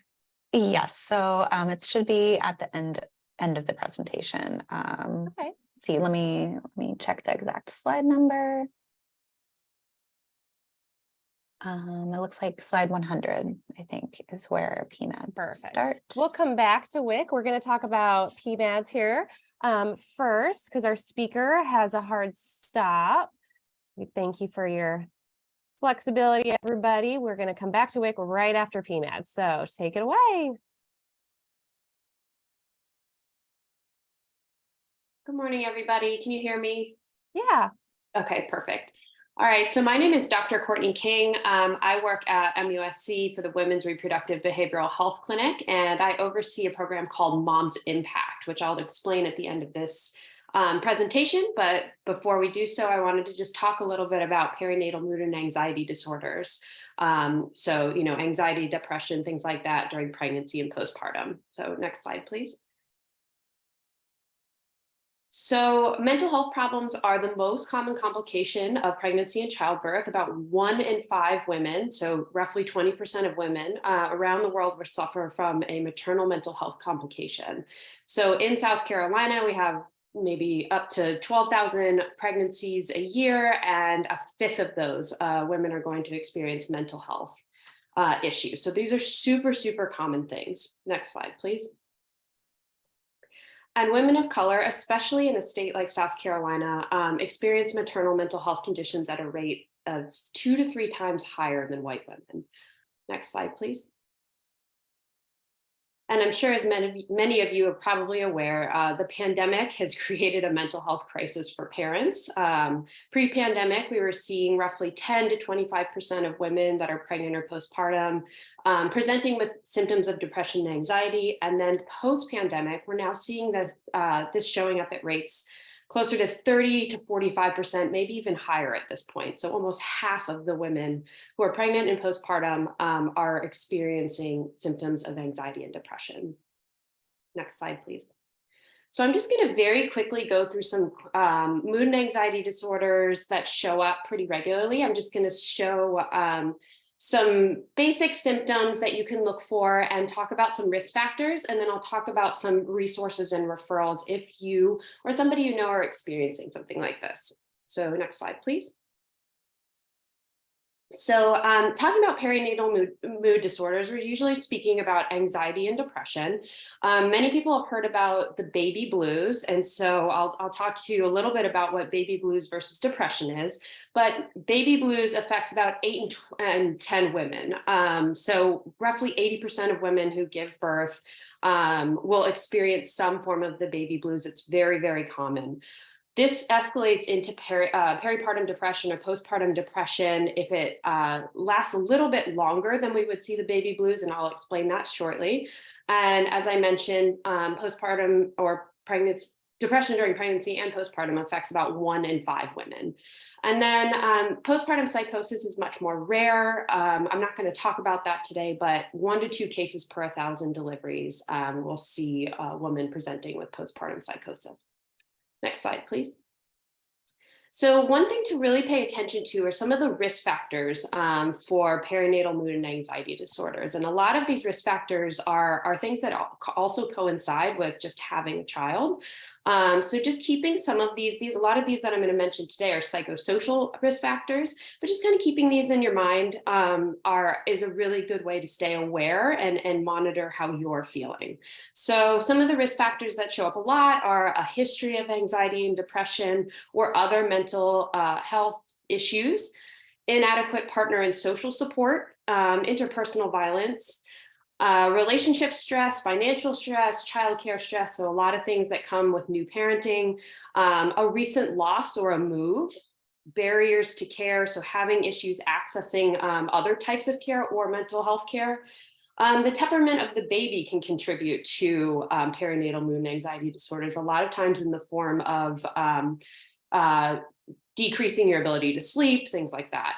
Complications in pregnancy, birth, or breastfeeding are also linked to developing perinatal mood and anxiety disorders, health challenges of either the baby or the parent, returning to work, which sometimes is considered a loss or a huge change, unresolved grief and loss, and estrangement, complicated relationship, or death of one's own mother. Next slide. So just some symptoms to look for peripartum, and I don't know if I mentioned this earlier, but peripartum means pregnant and postpartum depression. So some of the mood symptoms are feeling sad, hopeless, overwhelmed, anxious, irritable. There's a lack of interest or pleasure in things that you used to enjoy, feeling excessively guilty, self-doubt, lack of self-worth, sometimes also suicidal ideation, even if there's no intent to act on suicidal thought, just having thoughts of I don't want to be here or something like that. Some of the somatic symptoms are really feeling agitated, a change in appetite, change in weight, a change in sleep. When it's determined to be depression, it's usually an impairment in functioning, right? So these symptoms are getting in the way of your ability to do things around the home, your relationships. Maybe some of these symptoms are causing you to avoid friends and family. Next slide, please. So as I mentioned, I'm going to talk a little bit about peripartum blues versus depression. So the peripartum blues or the baby blues, which a lot of individuals have heard about, like I said, occur in about 80% of women. And the onset is usually immediately or within a couple days of giving birth. And this usually resolves on its own within about 2 weeks. So it's maybe a natural reaction to just a large change that you've just undergone. It doesn't interfere with daily activities or maternal functioning, so the ability to care for your baby, but you may have episodes of crying or just feeling really down, not wanting to get out of bed. Like I said, it usually resolves within 2 weeks without treatment. This becomes more of a depression diagnosis when it lasts longer than 2 weeks, up to a year, maybe longer than that. So these symptoms that you might be experiencing are starting to get in the way of daily functioning. You're having issues with bonding maybe with your baby, but also bonding with your partner or friends, family, things like that. Next slide. So I'm going to move on now to talk briefly about perinatal anxiety disorder. So these are issues that tend to come up pretty commonly, maybe more so than depression, but there's not a lot of awareness around them. So we're just going to very quickly go over them so that you can maybe give a name to something if it's something that you might be experiencing. So within the realm of anxiety disorders, we have generalized anxiety, which affects about 10 to 20% of women. Panic disorder, which affects 2 to 10% of women, obsessive compulsive disorder, which is up to 11% of women, and post-traumatic stress disorder, which is up to about 15% of women. And I'm going to focus just on anxiety and obsessive compulsive disorder, as these are the ones that we see most commonly. So next slide, please. So generalized anxiety is usually marked by mood symptoms of just feeling anxious, so really hyped up, maybe looping thoughts, things like that, feeling irritable. So sometimes anger is related to anxiety. There's a general body feeling of being very tense, feeling overly exhausted. And it's usually considered generalized anxiety when we do, again, see an impairment in function. So you're having issues carrying out your daily responsibilities, relationships, things like that, because you are paralyzed or distracted by fear and worry. Next slide, please. And then, like I said, I'm also going to talk about obsessive compulsive disorder, which is one that we see very commonly, but it just does not have a lot of awareness around it. So obsessive compulsive disorder is marked by obsessions or compulsions or both. So I'll describe what those are.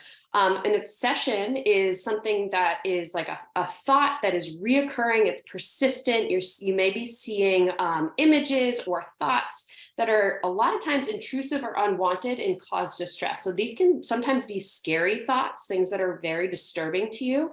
So a really good example of an intrusive thought that I think a lot of people outside of pregnancy and postpartum may have experienced is if you're driving over a bridge and all of a sudden something jumps into your mind and thinks, oh, what if I just drove off this bridge right now? And it's not a suicidal thought. It's just, what if my car just kind of veered off? So now that you have a baby on board, that thought is terrifying, right? That's an intrusive thought. You know, it's not part of something that you would do. It's not in line with your values, but it is something that's disturbing. And then a compulsion is a repetitive behavior or act or something like that that is usually done in an attempt to neutralize one of these distressing thoughts. And so a lot of times when we think about OCD, we think about counting and stuff like that, but it can also be in the form of maybe you have an intrusive thought or an obsession around falling down the stairs with the baby. Every time you get near stairs, you get really concerned. And so your compulsion is to completely avoid any type of place that you can trip, completely avoid the stairs. So things like this can actually get very quickly time consuming and all consuming. Again, we see an impairment in functioning. So self-care, daily responsibilities, relationships can be pushed aside to try to get some relief from these obsessions with compulsions. Next slide, please. So I'm just going to kind of fly through this for the sake of time. But the pillars of wellness, things to just kind of be keeping in your back pocket if you start to feel bad or you have a history of anxiety and depression, are making sure you're getting educated about things like this. So again, hearing people talk about some of the signs and symptoms, making sure we get uninterrupted sleep, we're nourishing ourselves, we're keeping some movement, walking, whatever it is. And we also have connection, so emotional and social support, practical support, and referrals and resources. So next slide. So one of the resources in South Carolina is mobile crisis. The numbers are here at the bottom. And if you are having an immediate crisis and you can't get to an emergency room, they will come to you. And they are trained for mental illness or issues related to mental health. So next slide. The postpartum support or PSI hotline is a really, really helpful resource. So you can call or text the numbers in English and Spanish, and you'll speak to a volunteer. They can link you up to volunteers around the state to get you some social support, as well as help you find resources in your area. Next. If you were to be experiencing domestic violence, if you're in the Low Country area, my sister's house, the one on the bottom, is a really, really great resource. And then the domestic violence hotline at the top is a national resource. Next slide. And then the suicide hotline recently had a number change. So it used to be a big long number, and now you can call or text 988 if you're experiencing any distressing or suicidal thoughts. And then lastly, I'm going to talk about the program that I oversee very quickly. It's called Mom's Impact. And Mom's Impact is a referral program, so you can refer yourself. And you'll talk to one of our care coordinators and get linked up to the treatment and resources you need quickly. So next slide. So the way that Mom's Impact works, like I just mentioned, it's for any woman that's pregnant or postpartum up to 12 months. So you'll call that slide that I just showed previously, I have it again, but it has a number, a QR code that you can scan, and our website. And you can go to the website or call the number. You'll talk to that care coordinator. She's going to do a brief assessment on you, but also just have a conversation about what's going on. She will get permission to communicate with your provider if you would like. If you don't, that's totally fine. And she'll work with you to either get resources and referrals for you in your area, or get you set up for a telemedicine-based appointment with our perinatal psychiatrist or psychologist. So next slide. And we can skip this slide. We'll go to the next one. So again, this is that referral, our flyer, the QR code. If you scan it, it'll go straight to our website, which I'll show you in the next slide. You can reach us through just directly going to the website, or you can call 843-792-MOMS. So the last, if you were to scan that QR code, this takes you to our website. You would just click Connect to Care Coordinator, and then you'll fill out a form that's totally secure. It's just going to be your name and your number and what county you're in. And you'll get a call back from our care coordinator within 30 minutes, 8 to 5 on Monday through Friday. And that's all. Thanks, Courtney. There's a couple things in the chat if you have time to log in and see. One in particular was about help or resources right away to kind of help. Any ideas or recommendations if we're feeling anxious or depressed, certain things like that. So if you wouldn't mind doing that in the chat so we can keep things moving along, because I know we have about 10 minutes and I know we'll go over a little bit. So thank you so much, Courtney. That was super helpful. Great information. Wanted to share to make sure that you guys all get your recommended vaccines. You can protect yourself and your newborn against infections like illnesses like the flu and whooping cough. So feel free to talk to your provider about what vaccines they recommend for you during pregnancy. And so, Christine, we're going to go back to WIC now, right? Yes, that's correct. All right. I'm going to do this faster like this. And if our WIC contact wants to hop on, I am on, but my video is not working. This is Jenna Deaver. So I'm actually going to have to talk without my video. So I apologize. I don't know what's going on with my camera. No worries. We're so glad you're here. All right, here you go. Take it away. All right. So I am Jenna Deaver. I am the state breastfeeding coordinator. I am an IBCLC, so a lactation consultant and an RD, and I've seen lots and lots of breastfeeding questions. So I will try to go back through the chat and look at those if I can, and maybe I can get a list of those so I can go back and answer some of them. They've been great, great questions. If you are on WIC, we do have IBCLCs and lactation consultants as staff on WIC, so you can reach out to your local health department as well to get some of those questions answered. So with that being said, we love to work with providers and other partners. So together, we help South Carolina families. That is our main goal. Next slide, please. So just the supplemental nutrition program for women, infants, and children, and the acronym is WIC. So it's a public health nutrition program under the USDA, providing nutrition education, nutritious foods, breastfeeding support, and healthcare referrals for income-eligible women who are pregnant or postpartum infants and children up to age 5. Next slide. So a couple of those things. So what is WIC? We're going to do some one-on-one tailored nutrition counseling. We also have some really cool education now and different ways that you can do education. We provide healthy food, we provide breastfeeding support, and we also help you get those referrals to health and community services as well. Next slide.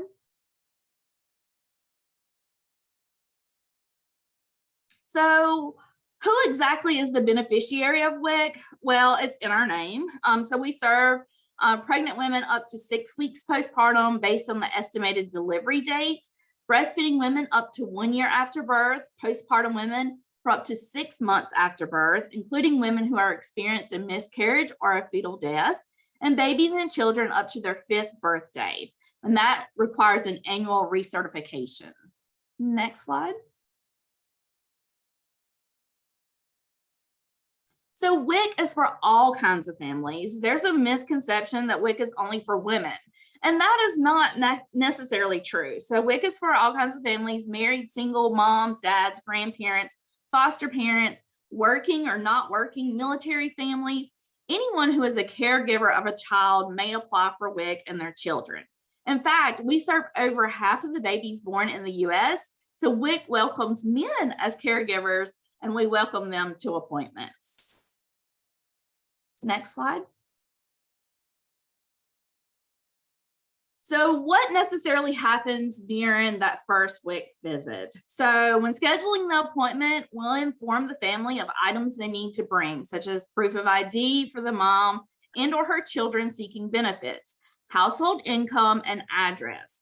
We'll ask that the kids are present. Well, that's a little bit different because of COVID now, so that we can check their growth and iron levels. So now we're asking you to look in your My Chart or ask your doctor for that information before you come to your WIC visit.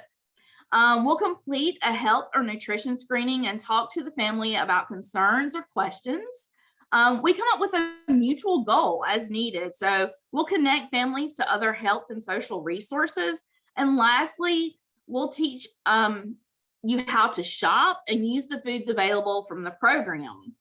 You'll walk away with an EWIC card. So it's EBT now, it's an electronic card now to use at the store right away. And depending on the family's needs, we'll see them around 1 to 3 months after that visit. Next slide. So let's talk a little bit about eligibility. So in order to be eligible for WIC benefits, applicants must meet criteria in 3 areas. They have to be categorical, so women, infants, and children, which we discussed earlier, and live and have a limited income and live in South Carolina. The length of the South Carolina residency is not a requirement, and WIC does not ask or keep information about visa status or citizenship. Participation in WIC will not impact the participant's ability to receive other services or attain citizenship. All WIC information is kept confidential unless permission is given to share with the healthcare providers or other health and community referrals. The only documentation we ask to view and verify for eligibility purposes is proof of ID, proof of income, or proof of current participation in one or one of 3 other government assistance programs. And I'll talk about that. Well, actually, I'll talk about that in another slide. Sorry about that. So if someone absolutely does not have any income or is homeless, we have a procedure for that as well to ensure that they receive benefits. Again, we do not ask about citizenship status, and the majority of WIC offices across the state have bilingual staff that speak Spanish. Next slide. There we go. All right, so this program is designed to assist families with limited income. So the limited income may be determined by one or two ways. First, families who receive Medicaid, also known as Healthy Connection South Carolina, SNAP, also known as food stamps, or temporary assistance for needy families are automatically income eligible. Current participation in these programs serves as evidence of financial eligibility for participation in WIC, since income screening has already been completed by these other programs, and it allows WIC to streamline services. Because this streamlines services and simplifies income eligibility, WIC always asks families first if you are participating in any of these programs before doing any other financial screening. Next slide, please. So like I said, the other way a family can be eligible if they do not participate in Medicaid, SNAP, or TAMP is if their household income must fall below the 185th percentile U.S. poverty income guidelines to be considered for the program. Notice that the income guidelines on the table on the screen takes into account the number in the household in the entire household's gross income, that is before taxes or deductions are withheld. As an example, the weekly income for a household of 4 cannot exceed $988, or $51,338 a year, or $4,279 per month. When determining the family size for a pregnant woman, we can increase the family size to account for the baby that she's carrying.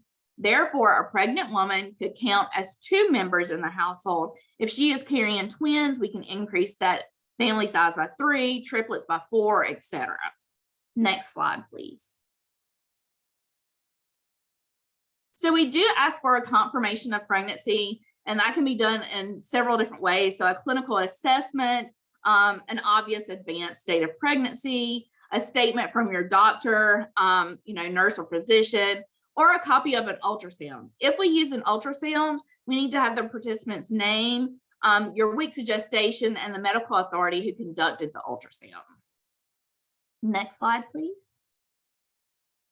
So nutrition education. So WIC is more than just food. Our caring staff may include registered dietitians, lactation consultants, paraprofessionals, peers, and sometimes registered nurses, all ready to listen, share information, and provide guidance to improve the health and nutrition of yourself. So we really like the nutrition education, and we have really innovative ideas right now for the nutrition education, which maybe I'll talk about in just a little bit. Next slide, please. So whether a mom is sure she'll breastfeed or just still deciding, we're here to support her and offer her those supporting information to make that informed choice. WIC promotes breastfeeding as the optimal feeding choice for babies, unless it is inadvisable for medical reasons. So families get the health, nutrition, and emotional benefits that research shows breastfeeding provides. All staff have basic training in breastfeeding, and while some offices have staff with advanced training, we are all ready to help and listen to moms' desires and concerns.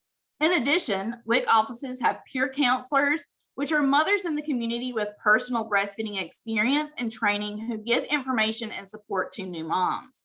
Depending on the office, this service may be available by phone or text, and some offices may even offer breastfeeding classes and/or breastfeeding support groups. But when formula is needed, we provide supplemental formula as well. Some formulas for medical needs require a prescription.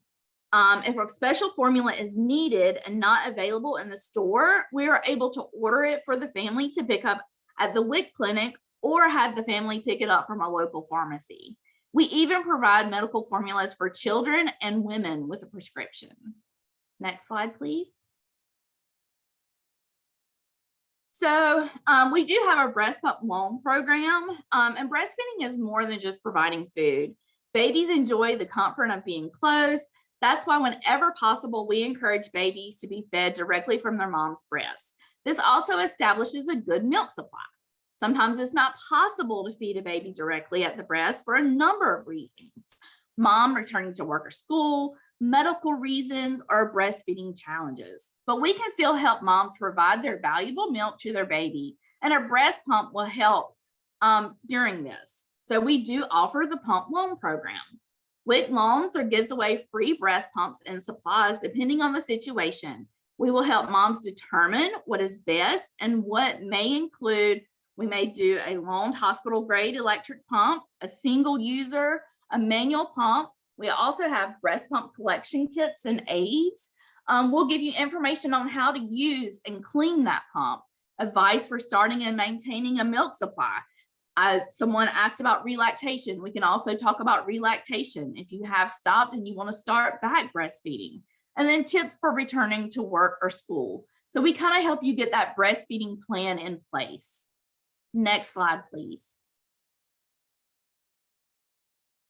So the food benefits. So WIC helps families buy many of those healthy foods already on your grocery list. WIC gives families a monthly food package to buy foods that help them get the nutrients they need. The foods in their package will change as their needs change and their child grows. The foods are specifically chosen to provide consistency with the dietary guidelines for Americans, are low in fat and high in fiber. Families will still need to buy food or formula on their own, but WIC helps out as much as possible. Some of the foods available include milk, cheese, eggs, cereal, juice, whole grains, fruits, vegetables, infant formulas, fish, dried cans and beans, and peanut butter. The foods in the individually monthly package vary. For example, the mother of an exclusively breastfed baby, that is, her baby doesn't receive any formula, is provided a few additional types of foods and larger quantities of some foods because she has a higher caloric need. Each eligible family member receives their own food package, which is loaded on one EWIC card for the entire family, similar to a debit card.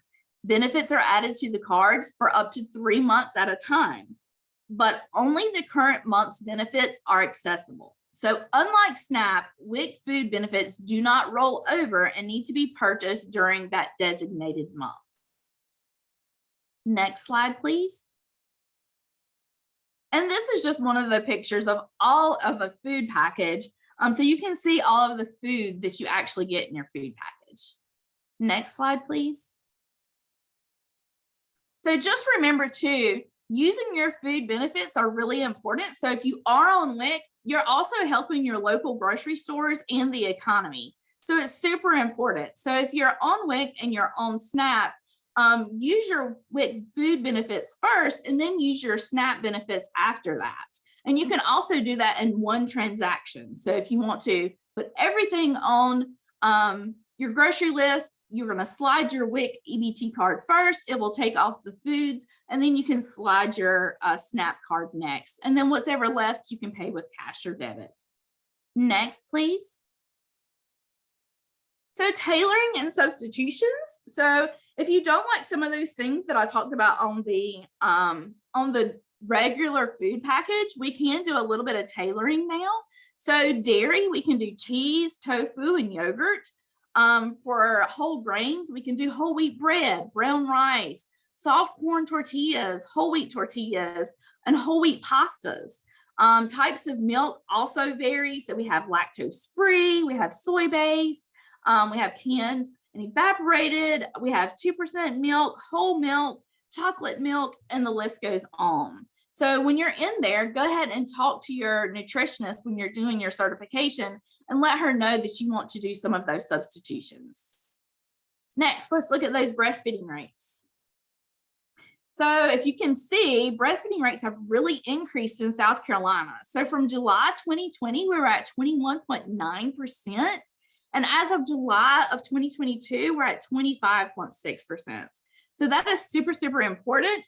I also know that I saw somebody say that they were concerned about the formula shortage, and I do think that that has had an impact on breastfeeding rates because you don't have to worry about formula and trying to get that formula off of the shelves. So WIC does support breastfeeding, and we're here to help you. So next slide, please.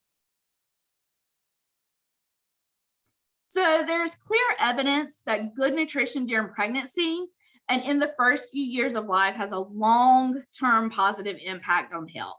WIC has been shown to yield better birth outcomes, increasing breastfeeding rates, increasing key nutrients in the diet, and to help ensure adequate growth and development. WIC services and benefits ensure that children get a strong, healthy start in life. Children who participate in WIC are more likely to receive regular health care, have higher immunization rates, and experience fewer childhood illnesses, such as ear infections, stomach, viruses, and colds. Through tailored education, WIC supports caregivers in making informed choices about feeding their family. WIC is efficient and leads to healthcare cost savings. A study by the USDA found for every dollar spent on pregnant women in WIC produces $1.92 to $4.21 in Medicaid savings for newborns and their mothers. Next slide, please. So I know I'm trying to get finished. Just a couple more slides. So over the last several years, there's been several things that's happened to the program to improve it and to make it easier, more accessible, and to improve that shopping experience. So we did do EBT, which we're super excited about. We also have the WIC app, which you can download on your phone, which allows you to scan products. It shows you what's on your food package to know what you can purchase. And it also it just helps with that shopping experience. You can look for stores. It has a GIS map, so it shows you what stores you can go to. And you can see that shopping list as well. And then also, families can also receive nutrition education and food benefits remotely. So you don't actually have to go into the health departments now to do your education. You can do it by phone or online through wichealth.org. So we're super excited about that too. And with wichealth.org, you can access a recipe library that provides ongoing ideas with WIC food. So it gives you access to recipes and an e-kitchen. So it's like watching a YouTube video, but it's using your WIC food. So it's super excited. We also provide text message reminders before your scheduled appointment. So we send out targeted text messages as well. Next slide, please. And we're super excited about TeleWIC. So TeleWIC is coming. Virtual appointments using video conferencing rolling out in select counties in January, and then we should be statewide hopefully by next summer. So super excited about that. So next slide. So this is just connecting. So how to get in touch with us. So you can go on the DHEC website and you can use the web chat at sedhec.gov/WIC. You can reach out by phone, which is 855 for South Carolina DHEC, or you can go to a local WIC office. Next slide. This is a little video, but if we don't have enough time, we can skip over this. That's no problem. Sure, we'll share it in the email that goes out after. What is WIC? That works. And then I actually stepped in for Sylvia Davis, but you can also contact me through Sylvia Davis's email. So this is her information if you have any questions. And that is all. Thank you so much. Thank you. And we have had a lot of great commentary in the chat. So feel free to take a look there and respond to any of those questions. So you guys are amazing. Thank you for staying on. We have one more slide to get through with a child passenger safety. And so I think it's really important. Thank you for staying on. You'll still be under the drawing if you do have to hop off. But I'm going to throw it over to our last presenter of the morning. Hello, everyone. My name is Amanda Renwald, and I'm a health educator with DHEC in the Child Passenger Safety Program. I'm based in downtown Columbia, and I'm also a child passenger safety technician and instructor. So I speak with caregivers very often, whether that's virtually or at community events or even doing one-on-one appointments, just discussing the safest way to transport your children. So as a technician, we'll go through this a little later on how to do this or set this up, but I can also check your car seat and ensure that it is being used correctly. But again, we'll talk about that more towards the end of my presentation. So these are just a couple facts that I wanted to highlight, and they are very worth mentioning because a lot of people aren't aware of how important it is to use car seats. So the proper use and installation of your child's car seats are very important because road injuries are the leading cause of preventable deaths and injuries to children in the United States, and more than half of car seats are not used or installed correctly. So we always like to mention to caregivers that it is better for a child to be in a car seat than no car seat at all, of course, but it's crucial to use and install those seats correctly because when they are used correctly, they actually decrease the risk of fatal injury by 71% among infants and 54% among toddlers. So that can make a huge difference in the event of a crash. Next slide, please. So again, the best way to keep your children safe whenever you are traveling in a vehicle is going to be by using the right seat and using it the right way. So it is important that whenever you're selecting a car seat, that you're looking at one that fits your child's age, height, weight, and developmental level. And you should always look in that car seat manual that's provided by their manufacturer to know how to properly install that and know when your child is going to outgrow that seat. So in those manuals, there's also stickers on the side of these seats, but they have plenty of pictures that walk you through those steps. I know I always tell caregivers too, if you lose that manual or if you want to look up like a video online, a lot of manufacturers post those like on YouTube, and those can be very beneficial as well. But I also wanted to highlight our state law in South Carolina. So I put that on the right there. And basically just like in a nutshell, your child needs to remain rear facing until at least 2, but we always like to advise caregivers that you should keep them rear facing as long as possible because that's going to be the safest position for them in the vehicle. But once you turn them forward facing, you can keep them forward facing to at least 2. And whenever you turn them forward facing at 2, they can remain in that forward facing seat with a harness until at least 4. And then you can transition to a booster seat. And then you only want to transition to that seatbelt by itself when they're at least 8 years old. But again, biggest thing that I like to highlight to caregivers, especially that a lot of you are expecting parents, that you do need to keep them rear facing until at least 2 in the vehicle. And again, that is going to be the safest way for them to travel.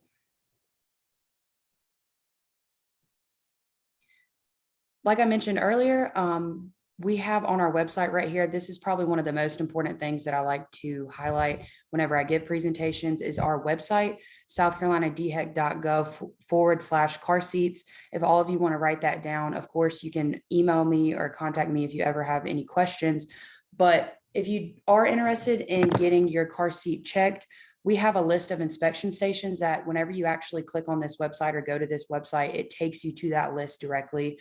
And basically, those are all the places in South Carolina, whether it be a fire station or a police department or a hospital. There's various different agencies listed on there. But basically, every single one of those places listed is going to have at least one certified child passenger safety technician. And they can walk you through the steps of a proper installation whenever you're going to transition to another seat. But it is important, if you look on that website and you click on there, on whatever agency, it's going to have a point of contact and their number. And just remember to contact them first and ask them about setting up an appointment. Because I know a lot of times people hear about this and drive up to certain places, especially like fire stations has been pretty common that I've seen. And there's not always going to be a technician there at that time. So it is important to reach out to them first to set up that appointment. But please make use of this website. Like I said, write that down. I can send out some information about this as well, but you can find those inspection stations on there. And then also just a lot of information about how to keep your kids safe whenever they're traveling in vehicles. So I know I went really fast, but of course, like I said, this website is going to be the most important takeaway from my presentation. But again, if you have any questions, you can always call me. That's my office number on there, and that is my email. Again, like I said, if you're in the downtown Columbia area and you want to get your car seat checked, please reach out to me.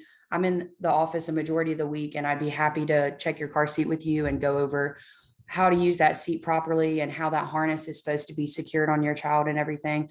But I also wanted to highlight, I'm going to put it in the chat as well. We actually have 2 car seat checks this weekend in the community. So there's one in Camden today, actually from 10 to 2. So I know it's getting a little later, but if you are in the Camden area, Columbia area, there's going to be one at the Belk in Camden. I'm going to put in the chat the address of that. But again, that's from 10 to 2 today. So that's just a community car seat check event where you can go and get a certified child passenger safety technician to check your seat.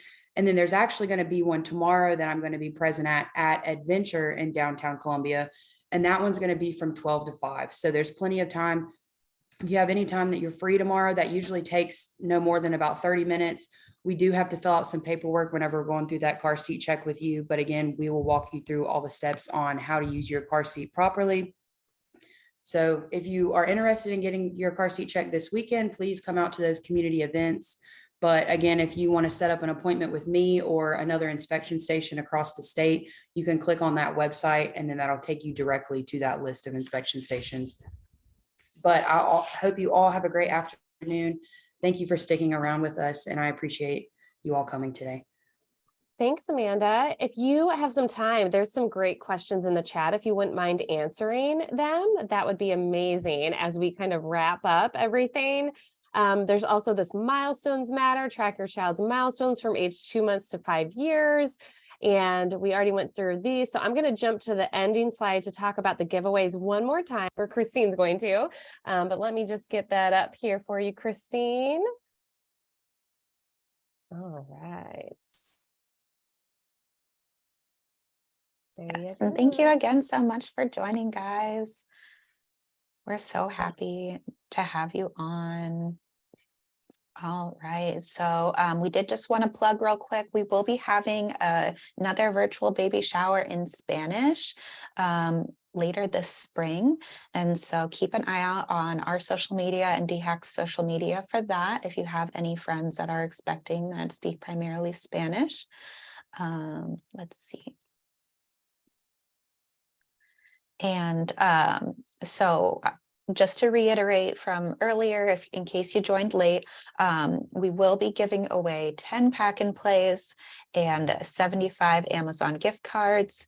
The really important part to know about this is that we will be emailing everyone to verify either their email address or their mailing address to be able to send out these prizes. So really check your email, check your spam, look for those. Not everyone will receive an email, only the people who win, but that email will be coming from healthybirthday.org email addresses. So it'll either be Tucker Christine at Healthy Birthday or maybe Ockett Megan at Healthy Birthday. And we want to thank all of our partners. We're so excited that they were able to join us and share all of this really critical information with you guys today.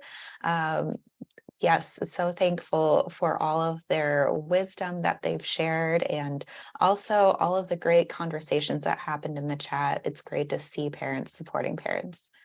Yes. Do you have anything else to add, Megan? No, just thank you for staying on. I know we went over time. Congratulations to all of you. We'll stay on for a couple more minutes. I'll play some music in case there's some questions being answered in the chat. But like Christine said, everybody will at least get an email with the recording and a PDF of the slides and other great resources like links and attachments that we talked about. So everybody will get that great information. Look for your email next week to see if you won. And just thankful to DHEC for allowing us to be on to fill your morning on Saturday. We really, really appreciate it. Labor and delivery dust to you all. That's yes, safe and healthy, joyous birth experiences, I hope, for you all. So like I said, we'll stay on for a couple more minutes, answer any questions as that come up. But we will also answer questions and send them out too that didn't maybe get answered. So thank you, everybody. Enjoy the rest of your day. Yes. Thank you. Thanks. Is it some music going on?